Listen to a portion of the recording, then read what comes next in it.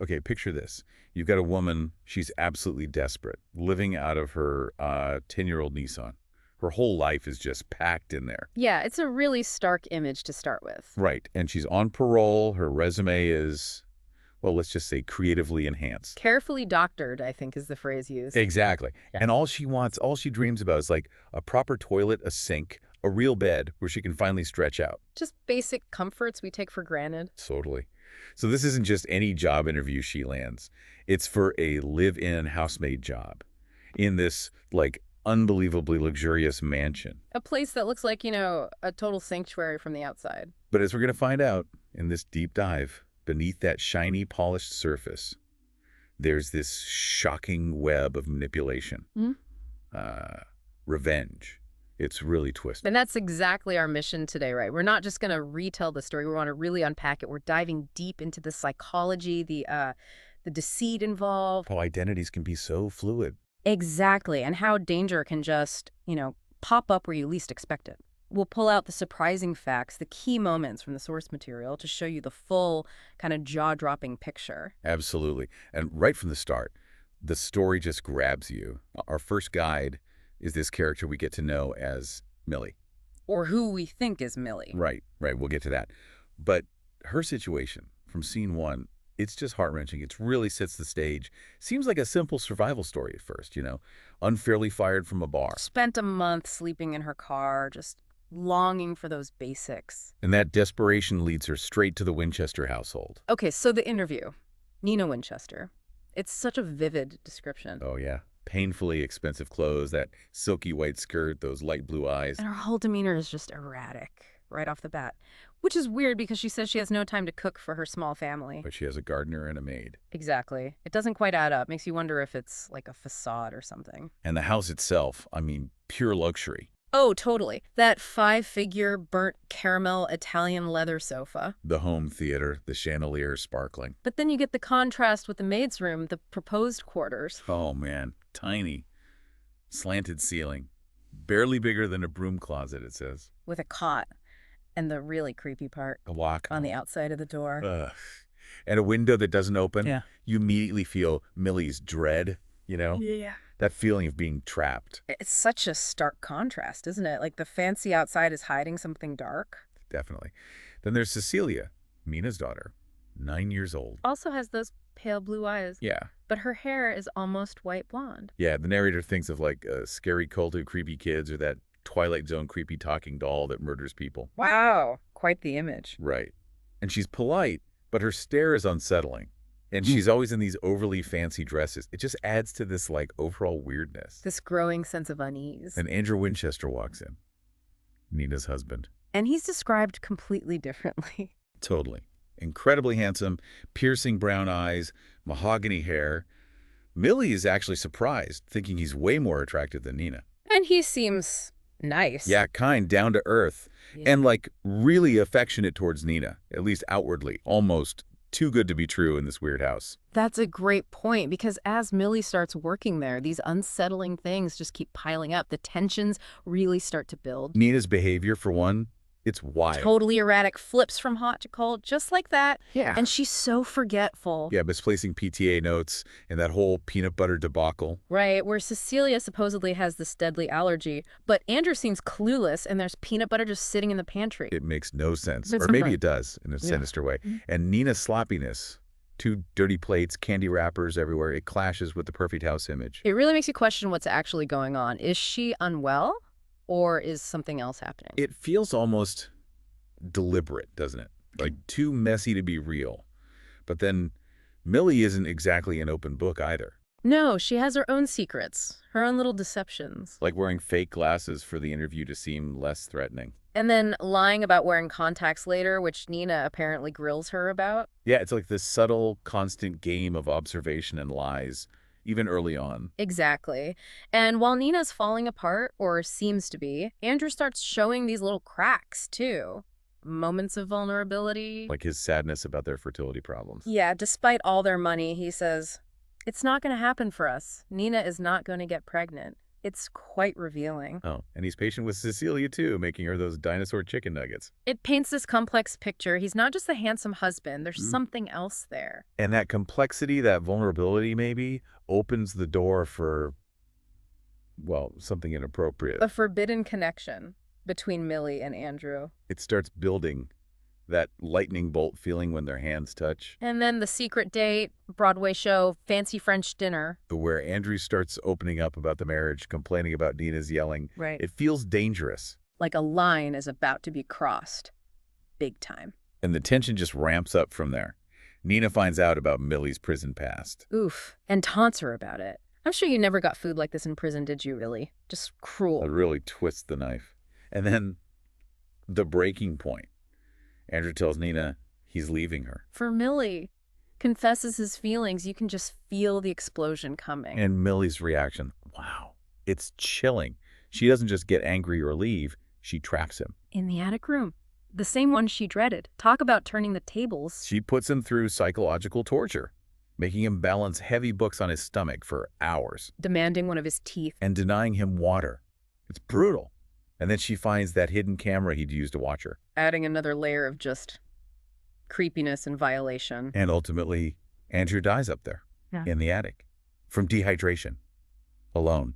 Such a grim, isolated end. Okay, so if you've been following along, really paying attention, this is Okay. where this whole story just flips. Everything you thought you knew, get ready. Yeah, this is the pivot. It's not just a twist. It's like a complete reframing of the entire narrative. It really plays with unreliable narration. Prepare yourselves, Mm. because the Millie we followed in Act 1, Huh. the one who suffered as the housemaid, the one who locked Andrew in the attic, Uh-huh. that was actually Nina Winchester, Andrew's wife. Whoa.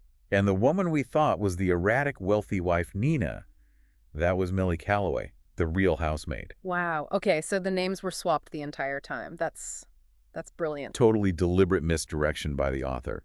Completely changes how you see everything that happened. Okay, so let's reset then. To be super clear from now on, Nina is the wife, the one who was trapped. Millie is the housemaid Andrew hired. Got it. So let's dive into Nina Winchester's real story, the wife's perspective. Mhm. How did it all start? Well, her courtship with Andrew seemed perfect initially. He was, everything she thought she wanted. Kind, responsible. A good father figure for Cecilia. Right.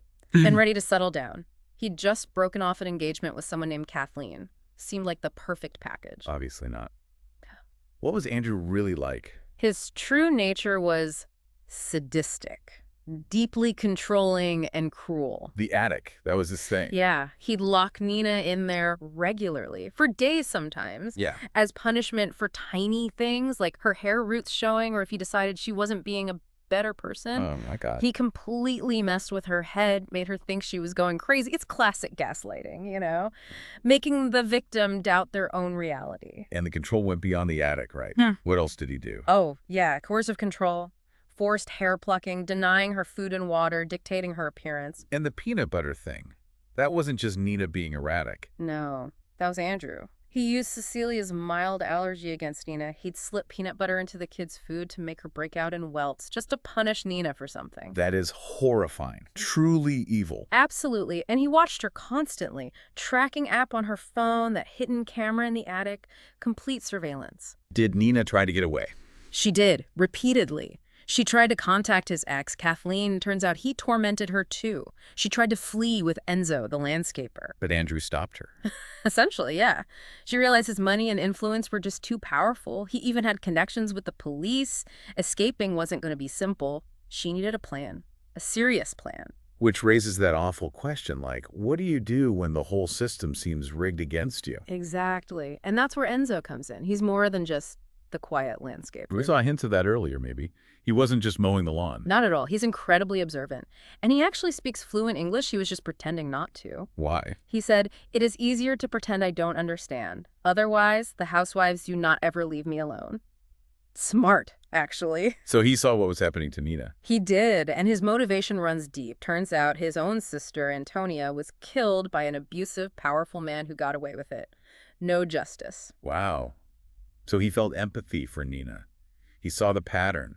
Exactly. That shared experience, that sense of injustice, is what pushed him to help her. It shows how personal trauma can fuel action. So Nina and Enzo, They formed this secret alliance. Yeah, they started meticulously planning her escape. Enzo helped her figure out Andrew's tracking, gave her advice on how to get away clean. It's amazing how these alliances can form under pressure. And this leads to Nina's master plan. Yeah. Because it wasn't just about escaping, was it? It was about revenge, too. Oh, absolutely. It was calculated, Yeah. elaborate. Yeah. And she decided to use Millie, the actual housemaid, as her unwitting instrument. How did she even find Millie? She ran a background check, knew about Millie's desperate situation, her violent past. Nina saw her as the perfect pawn to help her get free and get back at Andrew. So all that erratic behavior we saw from Nina in Act 1, the weight gain, the sloppiness. That was all Nina Winchester acting, creating this image of instability to push Andrew away. And push him towards Millie. Precisely. And she planted things for Millie to find. The pepper spray, the key to the attic lock. She put them in that blue bucket in the closet, knowing Millie would find them. So she set the stage for Millie to defend herself or attack Andrew. Every single detail was thought out. Staging arguments, showing vulnerability to Andrew to encourage the affair. And the fertility issue. That wasn't real either. Nope. Nina secretly got an IUD. Then she bribed Andrew's fertility doctor, Dr. Gelman. Enzo helped her dig up dirt on him, pictures with a woman who wasn't his wife. So she blackmailed the doctor. Essentially, yeah. Got him to tell Andrew she couldn't carry a pregnancy, knowing how badly Andrew wanted another child. The level of planning is just staggering. It's like a chess game with incredibly high stakes. And then the checkmate. The grand finale Nina planned for. Andrew finally tells Nina he's leaving her for Millie. Which is exactly what Nina wanted him to do. Right. So Nina, the real wife, gets to walk out of the house, apparently devastated but actually free, while Andrew stays behind. And walks right into the trap that Millie, fueled by everything Nina orchestrated, is about to spring. So the aftermath. Andrew dies. Dehydration, those bruises, the missing teeth from Millie's torture. And Nina comes back. She returns to the house, puts on a show of being sickened by his body, but then she makes a very strategic move. She takes the blame. Not exactly blame, but she takes responsibility in a way that covers for Millie. Gives Millie an alibi, gives her money, makes sure she gets away clean. It's cold, calculated. Wow. And the detective investigating. Yeah. There's a twist there too, right? Oh, yeah. Detective Connors, turns out he's the father of Kathleen Connors. Andrew's ex-fiancée. The one he tormented. The very same. So Connors has his own personal vendetta against Andrew. He basically helps Nina out. Oh. Rules Andrew's death accidental, calls it a cautionary tale, essentially lets Nina off the hook. It just shows how power, money, personal grudges, they can bend justice. So Nina gets away with it. She takes Cecilia, moves away, starts over under her maiden name. Free. Free. But is the cycle really broken? That's the next question. What do you mean? Well, Enzo. He actually had a one-night stand with Nina after Andrew was gone, but he urges her, you have to warn Millie about Andrew, about who he really was. He's worried Millie will become the next victim somewhere else. But Nina refuses. Yeah, he just says, she's a criminal. Doesn't warn her. It makes you wonder, has she really escaped the darkness or just learned to wield it differently? Okay, and then the final twist. Right. The really chilling part. Right. Fast forward 1 year, we see the actual Millie Calloway, the housemaid. She's been living off that money Nina gave her, that deposit of a year's salary. And she's applying for another housemaid job? Yep. And who interviews her? A woman named Lisa. Don't tell me. It's Nina Winchester, the real wife, living under a new identity. No way. Yes, and she's the one hiring Millie. The cycle looks like it's about to start all over again. But this time... Nina's the one in charge. Exactly. She's holding a knife block in the scene. She knows everything about Millie's past. And her final thought is just icy. Good luck, Millie. Remember, they will be lucky to have you. See you tonight after you get the job.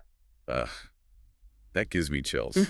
So it's not over. Maybe it's just beginning again with Nina pulling the strings. It leaves you with so many questions, doesn't it? Like, what happens when the victim becomes the perpetrator? Can you ever be truly free when your past is that dark?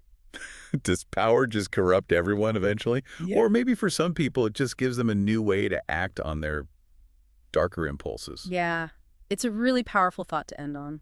This whole deep dive, I mean, it forces you to think about how desperation leads to these strange alliances and how thin the line between justice and revenge can really get. Absolutely. It's definitely a story that sticks with you, makes you question appearances, and what freedom, true freedom, really looks like after something like that. Something for all of you to think